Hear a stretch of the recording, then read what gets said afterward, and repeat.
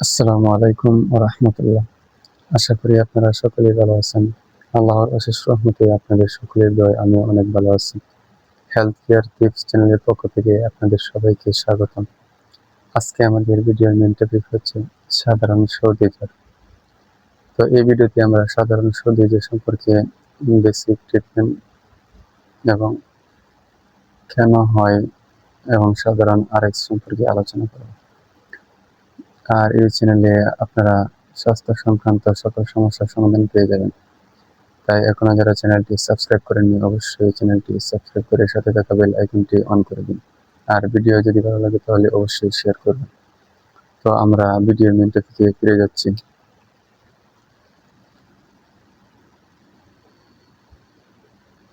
সাধারণ সর্দি জ্বর। সাধারণ সর্দি জ্বর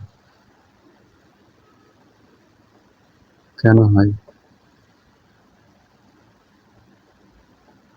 সাধারণ সর্দি জ্বর কেন হয় এটা আগে বুঝতে হবে। কেন হয় এটা যদি আমরা বুঝতে পারি তাহলে এখানে আরেকটা সহজ হবে। তো আপনারা সবাই একটু লক্ষ্য করেন।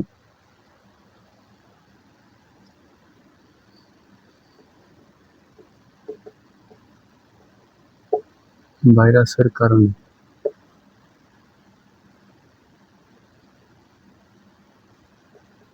বিশেষ করে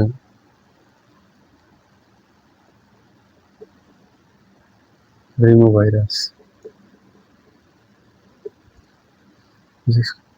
নোট লেখেন।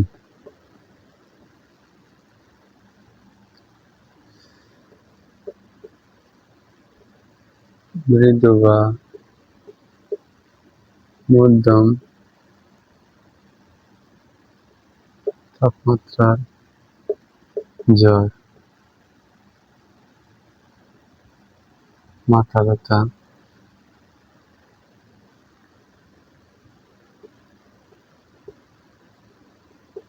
হাঁচি ইত্যাদি। মূলত সাধারণ শরীর জ্বর হলে আমাদের এই লক্ষণগুলো প্রকাশ পায়। হালকা জ্বর, মাথা ব্যথা, হাঁচি এগুলোই সাধারণত প্রকাশ পায়। তো আমরা এখানে আরএক্স দেব। যেহেতু এখানে জ্বর আছে তাহলে আমরা প্যারাসিটামল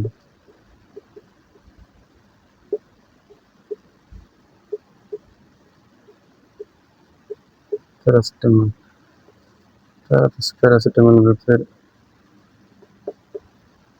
ট্যাবলেট পিস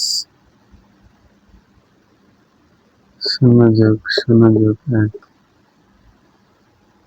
0.1 তারপরে আবার সাথে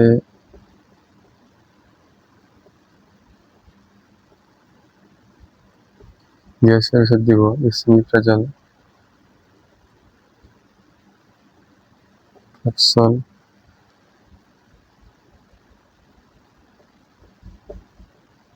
ম্যাক্সপ্রো 20 0.1। এটা আমরা প্রয়োজন মতো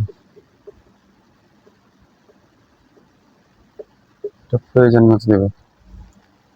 তো এর সাথে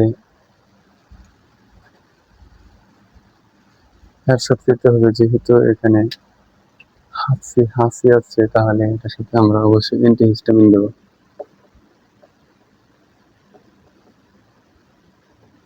অ্যান্টিহিস্টামিন দিতে হবে, যেমন রোপাটাডিন গ্রুপের ট্যাবলেট, রোপা 10 mg 0.1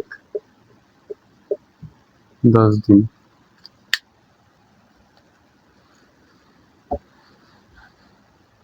সাথে আপনারা সিরাপ অ্যালকোলি অথবা শান্তা 2 চামচ করে 2 বার 10 দিন।